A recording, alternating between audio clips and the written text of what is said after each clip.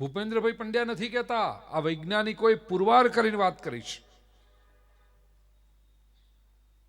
બિલાડીની જે દ્રષ્ટિ છે એ માણસ કરતા વધારે સારી છે. આપણે શું સૂંઘીએ છીએ? આપણી નાકની તો બહુ જ મર્યાદા છે. કૂતરાની જે ઘ્રાણ શક્તિ છે,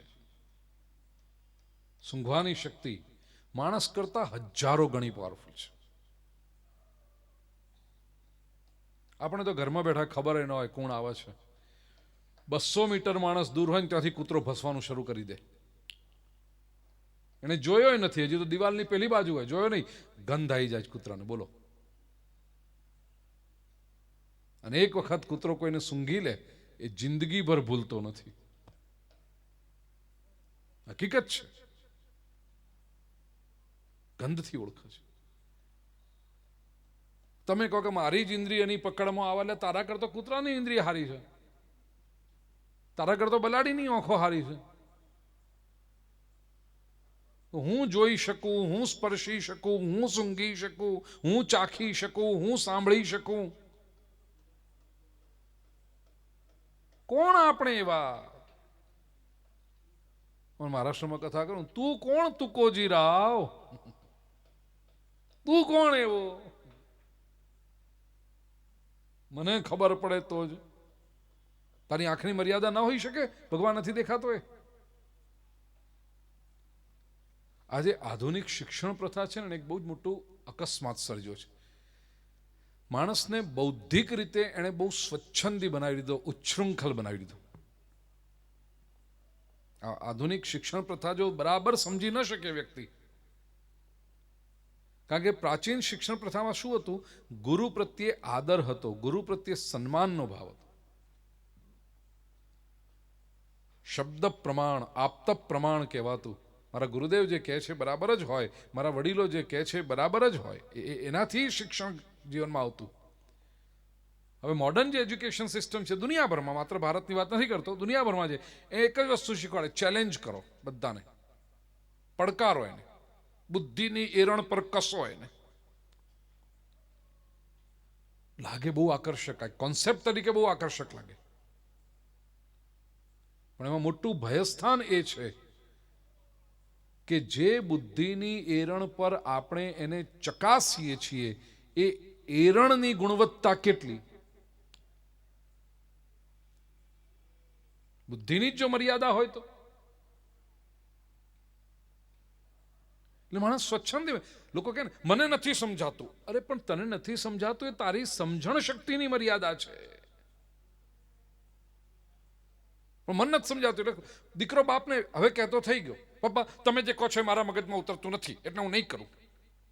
પણ બાપાનો 50 વર્ષનો અનુભવ ને તને હજી વિહય નથી થયો. અને તારો પિતા તારો વેલવિશર છે, તારો શુભેચ્છક છે. હમણાં તને નહીં સમજાય છતાં તું કર, પિતાજી કહે છે માટે કર. જવા દે, 10 વર્ષ તને સમજાવશે બાપા કહેતા હતા સાચું કહેતા હતા. પણ બૌદ્ધિક રીતે જે ઉદ્ધતાઈ આવી ગઈ, નહીં મારા મગજમાં નથી ઉતરતું, મારી બુદ્ધિમાં નથી ઉતરતું, હું નહીં કરું. ઠીક છે, નહીં કરો. 10 વર્ષ પછી જ્યારે ભૂલ સમજાશે એટલે પસ્તાવો થશે, બાપા કહેતા તને કર્યો હતા 10 વર્ષ ઘુમાવાના તો ન આવત. 10 વર્ષ પછી સમજાયું.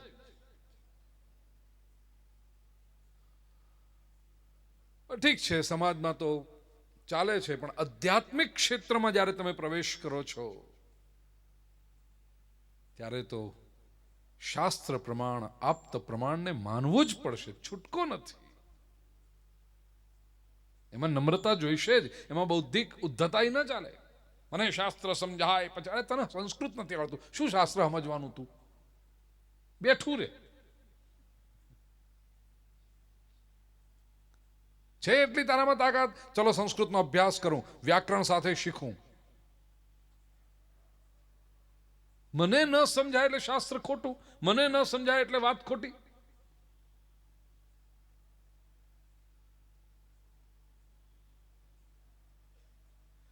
ગોવિંદભાઈ ને આપણે ડાયમંડના વેપારી, હા, હવે ડાયમંડ દ્રષ્ટાંત મને સૂર્ય ગોવિંદભાઈ તમને જોયા એટલે હીરાના વેપારી છે, એ હીરાને ઓળખી શકે.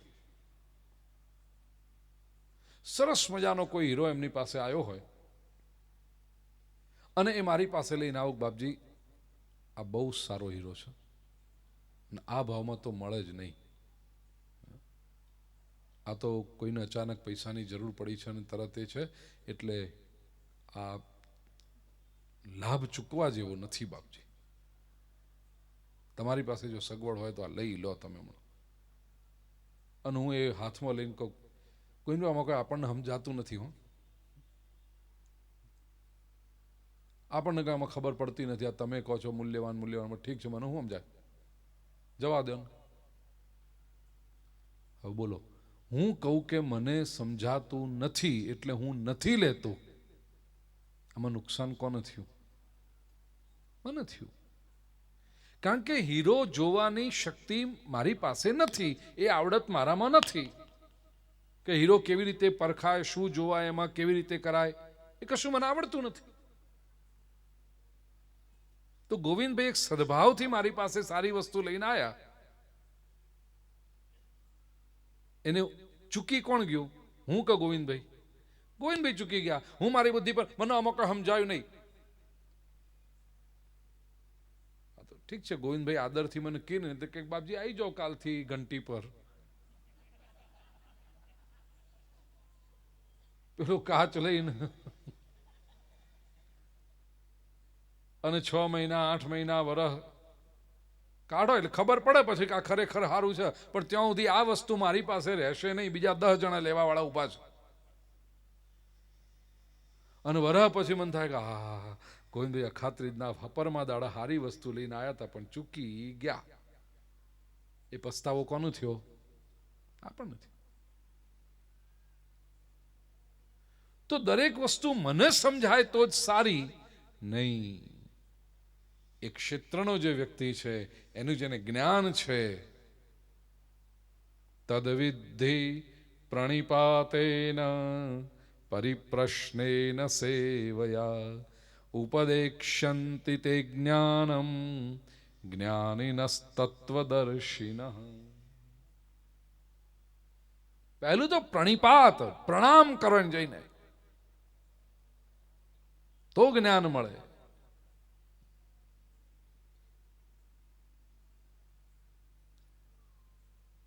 પૂછી શકો, એવું શાસ્ત્ર એમ નથી કહેતું તમારી જિજ્ઞાસા વૃત્તિને દબાવી દો. પરિપ્રશ્ન પૂછો. હું પૂછી શકું, ગોવિંદભાઈ કઈ રીતે તમે કહો કે આ સારો કહેવાય? ગોવિંદભાઈ કે જુઓ શું કહેવાનું એ મને તો નથી આવડતું, જવા દો. પણ પરિપ્રશ્ન, આનું આ સારું કહેવાય, આનું આમ સારું કહેવાય. અચ્છા, એમાં અંદર કોઈ પેલું ડાઘ ન હોવો જોઈએ કે કંઈ ના હોવું જોઈએ? પૂછી શકું. પછી તો એ વ્યક્તિ મારું ભલું ઈચ્છે છે, એને મારા પ્રત્યે લાગણી છે, એને મારા પ્રત્યે આદર છે, મારે એના પર ભરોસો રાખવો જ પડે.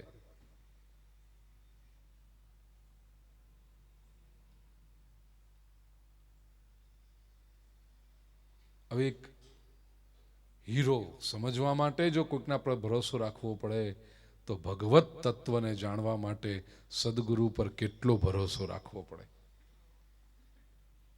ઈશ્વર પર સમજવાનો છે ને, જે ઇન્દ્રિયાતીત વિષય છે,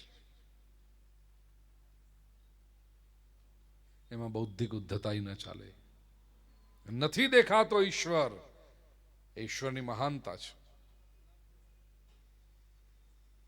ઈશ્વર છે તેથી નથી દેખાતો. નથી દેખાતો માટે ઈશ્વર નથી, એ વાક્ય ખોટું, એ દાવો જ ખોટો. ખરેખર તો ઈશ્વર છે તેથી નથી દેખાતો. હોવા છતાં ન દેખાવાનો અધિકાર માલિકને હોય છે, સેવકને નહીં. તમે તમારી ઓફિસમાં બોસ હો અને કોઈક મહત્વનું ટેન્ડર ભરીને 4 વાગ્યા પહેલા મોકલી આપવાનું છે, મહેસાણા 5 વાગે પહોંચવું જોઈએ, તમે બેસી ગયા છો અને સેક્રેટરીને કહી દીધું કોઈનો પણ ફોન આવે મને આપતી નહીં, કોઈ મળવા આવે તો ના પાડી દેજે, કે જે સાહેબ આજે નહીં મળે. બેસ ક્યાં છો કેબિનમાં તમે? તો તમે માલિક છો, કહી શકો કે નહીં મળવું આજે.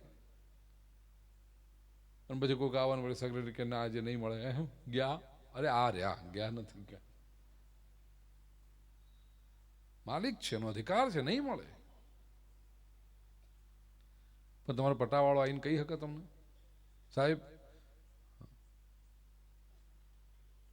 રાતના જરા લગ્નમાં ગયો હતો અને મોડું થયું હતું, પણ અત્યારે આવી ગયો છું, 2 કલાક હોઈ જાઉં છું, એટલે બોલાવશો નહીં હમણાં 2 કલાકમાં. પટાવાળાનો અધિકાર હોય. એ તો સાહેબે જેવી આમ ટેંગ ટેંગ કરીને સીધું જ જઈને જી સાહેબ બોલો, આવવું જ પડે. ઈશ્વર આ દુનિયાનો માલિક છે અને તેથી એને અધિકાર છે હોવા છતાં ન દેખાવું. અને નથી દેખાતો કહીએ છીએ એટલે એમ નહીં મતક નથી દેખાતો, એને મન થત દેખાય એવો અધિકાર પ્રાપ્ત કરો કે એને જોઈ શકો. માલિકે કહ્યું કે હું નહીં જોઉં કોઈને, મળું કોઈને, બરાબર ઠીક છે. એનો એકદમ નજીકનો મિત્ર આવ્યો, સેક્રેટરી તો કીધું કે સાહેબ બહુ બિઝી છે, આજે કોઈને મળવાનું નથી. અરે છોડ સાહેબ, તારો મારો તો દોસ્તાર છે. સીધો કેબિનનો દરવાજો ખોલીને શું કરે છે, અરે વાત જવા દે ને, બહુ બધું બિઝી છે, એટલું બધું છે ને. અરે ભાઈ ધંધો અમે કરીએ શું કહે, તું એકલો નથી કરતો, ચાલ 10 મિનિટ આપણે ચા પીવાની સાથે. સંબંધ એવો છે કે ગમે તેટલી વ્યસ્તતા હોય તો સાથે બેસીને 10 મિનિટ ચા પીવી પડે, કહી શકે એને. એ રીતે ભગવાન આમ તો બહુ જ વ્યસ્ત છે ભાઈ, એને કામકાજ ઓછું. આપણે એક ફેક્ટરું ચલાવતા જઈએ કે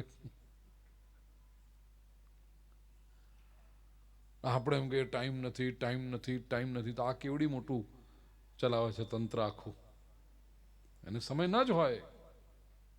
પણ કેટલાક ભક્તો હોય ને, પ્રહલાદ નારદ પરાશર પુંડરીક વ્યાસાંબરીશ શુક શૌનક ભીષ્મ દાલ્વ્યામ.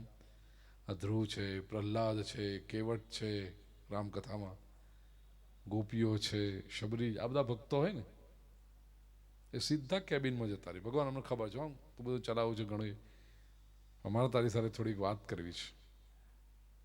તે પ્રહલાદને માટે, એ ધ્રુવને માટે, કેવટને માટે, શબરીને માટે, અર્જુનને માટે, ગોપીઓને માટે એ બધા કામ પડતા મૂકી અને આવક લેવા હું આવ્યો. એ જોઈ શકે એવો સંબંધ બનાવવો પડે છે. તો ઈશ્વર છે ભાઈ, સાચું પૂછો તો જે છે તે એ જ છે, એના સિવાય બીજું કશું નથી. યત સ્યાત સર્વત્ર સર્વદા, એ સર્વત્ર છે અને સર્વદા છે. ચતુશ્લોકી ભાગવતમાં બહુ સુંદર રીતે આવી રીતે આ વિષયની ચર્ચા કરી. દ્વિતીય સ્કંદને વંદન કરીએ. ત્રીજા સ્કંદનો આરંભ ઉદ્ધવજી ના કહેવાથી વિદુરજી અને મૈત્રેયજી વચ્ચે શરૂ થયો છે. ત્રીજા સ્કંદમાં મહત્વનું જે પ્રકરણ આવે છે, આમ તો ઘણી કથા મનુ શત્રુપાની તપશ્ચર્યા અને ભગવાને વરાહ અવતાર ધારણ કરી પૃથ્વીનો ઉદ્ધાર કર્યો, એના પર મનુ શત્રુપાનો વંશ વસ્યો. મનુ શત્રુપાને 5 સંતાનો, 2 પુત્ર 3 પુત્રીઓ, એમાંની એક પુત્રી દેવહૂતિ, જેના લગ્ન કરદમ ઋષિ સાથે થયા. કરદમ ઋષિ તપશ્ચર્યાનું પ્રતીક છે અને એમની તપશ્ચર્યા થી પ્રસન્ન થયેલા ભગવાન જ્યારે એમની પાસે આવ્યા, કરદમ ઋષિની તપશ્ચર્યા જોઈને ભગવાનના ની આંખમાંથી હર્ષના અશ્રુનું બિંદુ સર્યું. તે બિંદુ સરોવર સર્જાયું.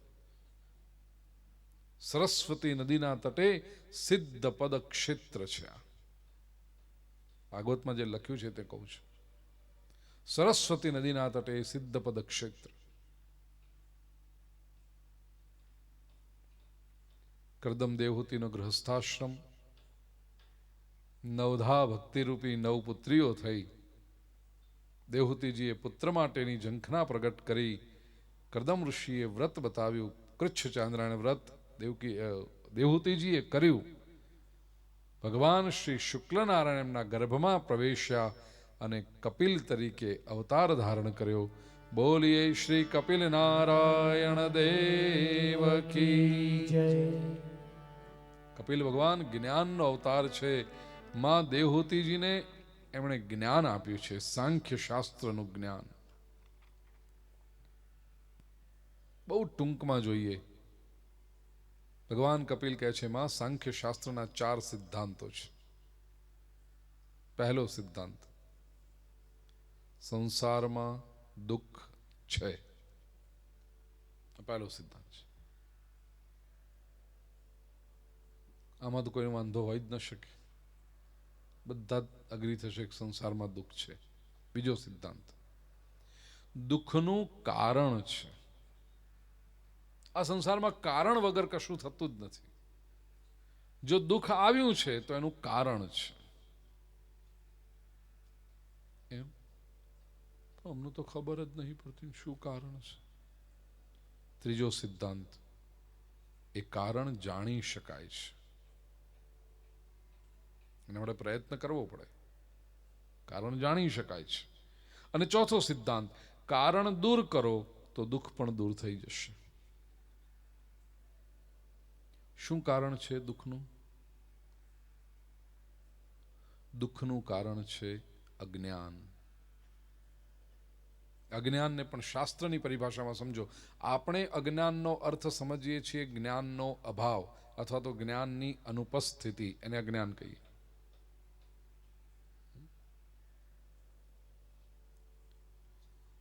કોઈ જો મને એમ પૂછે કે આ પહેલો જે ભાઈ બેઠો છે એનું નામ શું, તો હું કહીશ કે ભાઈ મને ખબર નથી. અજ્ઞાન છે એના નામ વિશે.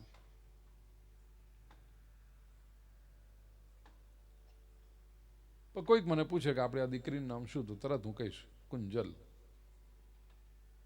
આવડે છે ને. હવે અત્યારે મને યાદ છે, કારણ કે પોથીજી પધરાવીને જેવા આપણા સંસ્થામાં ગયા કે તરત ત્યાં સામે હતી, આગળ બેસીને એકાગ્રતાથી કથા સાંભળે છે. યાદ છે કે ભાઈ દીકરી છે કુંજલ.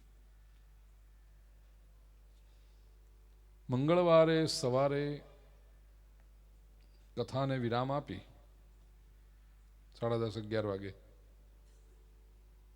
જે કંઈ પોથી પધરાવવાની અશોકભાઈ આજે વાત કરતા હતા, એ એકાદ બે પરિવારોમાં જે ઠાકોરજી પધારવાની કૃપા કરશે એ થઈ ગયું. પછી હું તો નીકળી જઈશ મુંબઈ તરફ. હું મારા માર્ગે, તમે તમારા કામમાં. 10 વર્ષ વીતી જાય અને 10 વર્ષ પછી આ વિસ્તારમાં વળી પાછો ક્યારેક કથા માટે આવવાનું થાય. ચાલતી હોય કથા ઊંઝામાં, સિદ્ધપુરમાં, પાલનપુરમાં, ક્યાંક મહેસાણામાં, ધીણોજમાં.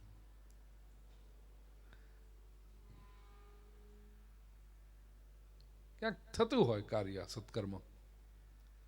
અને આરતી પછી પગે લાગવા માટે કોઈક બેન આવે, પગે લાગીને પછી બાપજી ઓળખાણ પડી.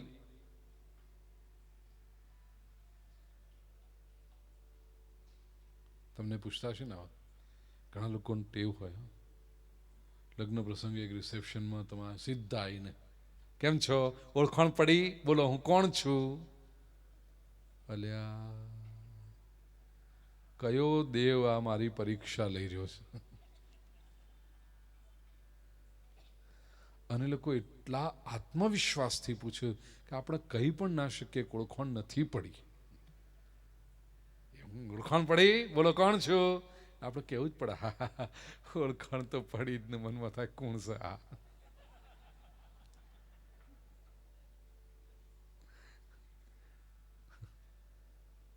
એકદમ શુદ્ધ આપણે ઉત્તર ગુજરાતની ભાષામાં જીવો છે.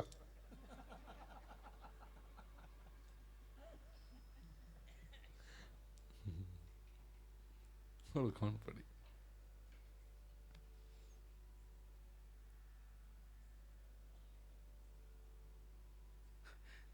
ઘરમાં બધા કેમ છે, કને ખબર ના ઘરમાં કોણ છે. સમય તો કાઢવો પડે કે આ જ કરતા હોય ત્યાંથી કામકાજ કેમ ચાલે છે. બેન,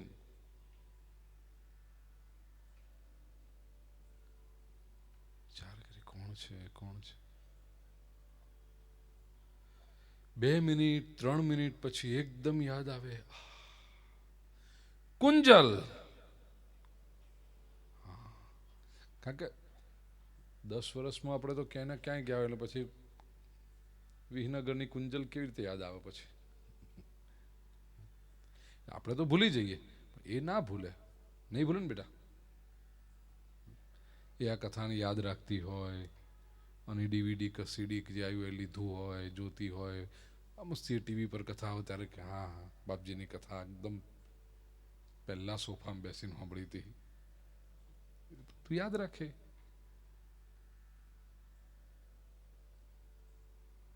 અને અહીંયા તો પછી વિસનગરથી ગયા એટલે ગયું બધું, પાનું આમ ફરી ગયું. અને પછી 10 વર્ષ પછી સિદ્ધિ મળે, એવું નહીં કરતી હો દીકરાઓ. સિદ્ધિ 10 વર્ષે મળે કેટલી બદલાઈ ગઈ હોય. વજન વધી ગયું હોય, અત્યારે એકલી છે, કદાચ 2 થઈ ગઈ હોય, કદાચ 3 કે 4 થઈ ગઈ હોય.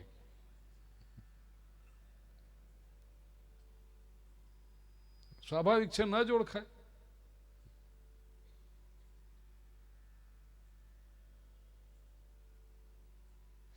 તો પણ 3 મિનિટ પછી યાદ આવ્યું એકદમ, કુંજલ. 3 મિનિટ સુધી યાદ નહોતું આવ્યું, કોણ છે આ, કોણ છે આ, કોણ છે. તો એ 3 મિનિટનું પણ અજ્ઞાન હતું ને. પણ એ 3 મિનિટનું અજ્ઞાન આ પહેલા અજ્ઞાન કરતા જુદું છે. પેલા ભાઈનું નામ હું માથું ખોતરીને ખંજવાળીને થઈ તો યાદ ના, કારણ કે મને ખબર જ નથી એનું નામ શું છે. જ્યારે દીકરીનું નામ યાદ એટલે હતું અંદર, પણ ભૂલાઈ ગયું હતું, વિસ્મરણ થયું હતું. પ્રયત્ન કર્યો તો પાછું આવી ગયું.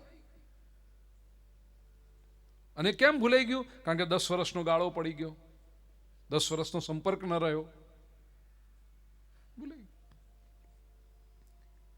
સાંખ્ય શાસ્ત્ર કહે છે, અને વિશાળ દ્રષ્ટિએ જો જોઈએ તો વેદાંત એવું કહે છે કે ઈશ્વર વિશેનું જે અજ્ઞાન છે એ આ પહેલા નંબરનું અજ્ઞાન નથી, એ બીજા નંબર, આ કુંજલવાળું અજ્ઞાન છે. આપણે ભગવાનને નથી જાણતા એવું નથી. શબ્દો पे ધ્યાન દે. We can not know God. ઈશ્વર વિશેનું અજ્ઞાન એ હોય જ ન શકે ખરેખર. તો જેને આપણે ઈશ્વર વિશેનું અજ્ઞાન કહીએ છીએ એ ખરેખર તો ઈશ્વરનું વિસ્મરણ છે. આપણે ભૂલી ગયા છે. આપણે ઈશ્વરમાંથી જ બન્યા, ઈશ્વરે જ આપણું સર્જન કર્યું, અને ઈશ્વર જ છીએ. અહમ બ્રહ્માસ્મિ મમૈવાંશો જીવલોકે જીવભૂત સનાતન. ભગવદ્ ગીતાના 15મા અધ્યાયમાં ભગવાન શ્રી કૃષ્ણ સ્વયં કહે છે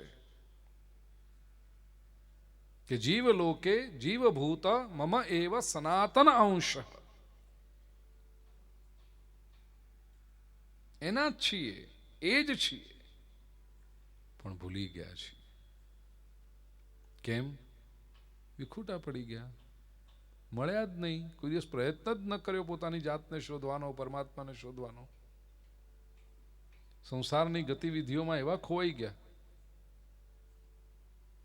યાદ જ ન રહ્યું.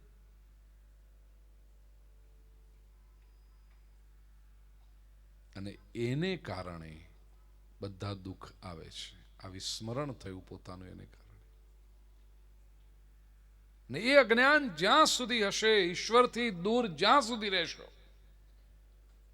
પરમાત્માનો પરિચય, સ્વ આત્માનો પરિચય જ્યાં સુધી નહીં હોય, ત્યાં સુધી જીવનની દરેક અવસ્થાઓમાં દુઃખ છે. બાળક હશો તો બાળકને દુઃખ છે. તમે પૂછો બાળકને વળે કયું દુઃખ? અરે બહુ દુઃખ છે બાળકને. બાળક પાસે ઈચ્છા છે પણ શક્તિ નથી, એ બાળકનું દુઃખ છે. બાળક અહીંયા બેઠું છે ને ત્યાં સામે રમકડું છે. બાળકને ઈચ્છા બહુ થાય કે મને આ રમકડું જોઈએ છે, પણ ત્યાં પહોંચવાની શક્તિ નથી. એટલે બાળક રડે છે. બાલ્યાવસ્થાનું દુઃખ છે. યુવાની આવી, યુવાનીમાં પણ દુઃખ છે. યુવાન પાસે શક્તિ બહુ છે, પણ યુવાનની ઈચ્છાઓ એટલી બધી વધી જાય છે કે શક્તિનો ઉપયોગ ક્યાં કરવો એ જ એને સમજાતું નથી. આ યુવાનીનું દુઃખ છે. મૂંઝવણ. તો જોજો મોટા ભાગના યુવાનો મૂંઝવણમાં છે. જીવનમાં શું કરવું એ જ ખબર નથી. પહેલે દિવસ અમારા નિકુંજે કહેલું, મને બહુ ગમી ગયું શબ્દ તેનો, પાન પિક્ચર અને પાટલીમાં અટવાતી યુવાની. મૂંઝવણ છે, શું કરવું એ ખબર જ નથી એને. એટલે કોક દોરે એમ દોરાય છે.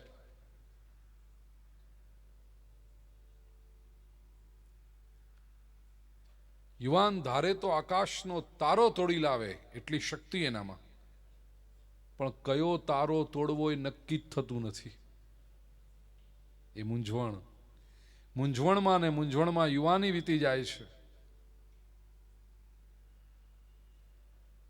પ્રૌઢાવસ્થા આવે. 40+ એ પ્રૌઢાવસ્થા છે. 40ની ઉપરની ઉંમર પ્રૌઢાવસ્થા છે. પ્રૌઢાવસ્થામાં પસ્તાવો શરૂ થાય છે. પ્રામાણિકતાથી કબૂલ કરજો ભાઈ, અહીંયા જે બેઠા છે 40ની ઉપરની ઉંમર હોય ને પસ્તાવો શરૂ થઈ જાય. 22 વર્ષના હતા ત્યારે આમ કર્યું ને એને બદલે આવું કર્યું હોત તો સારું થાત, આમ કર્યું એને બદલે આમ કર્યું હોત તો સારું થાત, પહેલેથી ચેત્યા હોત તો સારું થાત, પણ હવે શું ગયું બધું. પસ્તાવાનું દુઃખ છે. એ દુઃખ હજી તો સહન કરીએ ન કરીએ ત્યાં તો વૃદ્ધાવસ્થા આવી જાય છે. વૃદ્ધાવસ્થામાં કપિલ ભગવાન કહે છે, માં 2 પ્રકારના દુઃખ છે. એક શારીરિક દુઃખ, આંખે દેખાતું નથી, કાને સંભળાતું નથી, દાંત પડી ગયા છે, પગે વાહ આવે છે, ચામડી પર કરચલી પડી ગઈ છે. દુઃખ છે આ બધા. પણ માં, વડીલો આ શારીરિક દુઃખ સહન કરી લે છે. એ જાણે છે કે આ મશીન છે શરીર, એને 70 વર્ષ વાપર્યું, હવે તો બગડે ને. શારીરિક દુઃખ વડીલો સહન કરે છે માં, પણ એક બીજું દુઃખ છે જે વડીલો સહન કરી શકતા નથી, માનસિક દુઃખ. કયું? જે કુટુંબ માટે, જે પરિવાર માટે આખું જીવન ઘસી નાખ્યું, વડીલને જ્યારે સમજાય કે હવે એ જ કુટુંબીજનોને આપણી જરૂર નથી, આ મોટામાં મોટું દુઃખ છે. વડીલોનું જ્યાં અપમાન થતું હોય ને, જે બાપાએ પરસેવો પાડ્યો છે, કેમ? મારું ઘર ઊંચું આવે, મારું કુટુંબ, મારા છોકરાઓ, મારા બાળકો ઉપર આવે, એને ભણાવું, ગણાવું, ધંધે વળગાડું, સારા રીતના લગ્ન કરાવું, એના બાળકોને સંસ્કારો આપો, બધું જ કર્યું આખી જિંદગી. હવે જ્યારે આ વડીલ 70-72 વર્ષના થયા, ત્યારે એનો છોકરો 50 વર્ષનો હોય, એનો પૌત્ર 25 વર્ષનો હોય, અને એ લોકો વાત વાતમાં કે બાપા બેહો, તમને કાંઈ ખબર ના પડે, બાપા બેહો. ખબર ના પડે?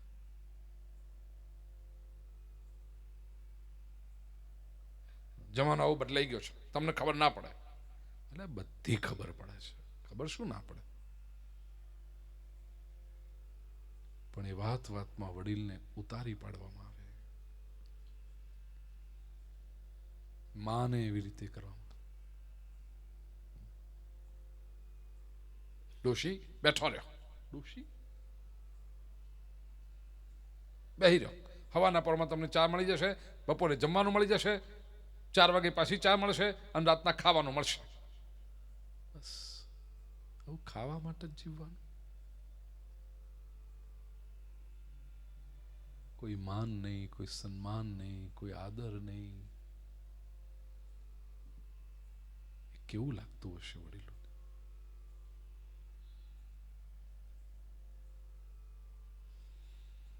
આજે અખાત્રીજનો પવિત્ર દિવસ છે. અક્ષય તૃતીયા જે કરો તે અક્ષય રહે. વ્યાસપીઠ પરથી બે હાથ જોડીને આપને પ્રાર્થના કરું છું કે આપના ઘરમાં જો વડીલો હોય તો એમની સેવા કરજો, એમને સાચવજો, એમને ક્યારેય એવું લાગવા નહીં દેતા કે આપણને એમની જરૂર નથી. વડીલોને કહો કે અમને તમારી બહુ જરૂર છે.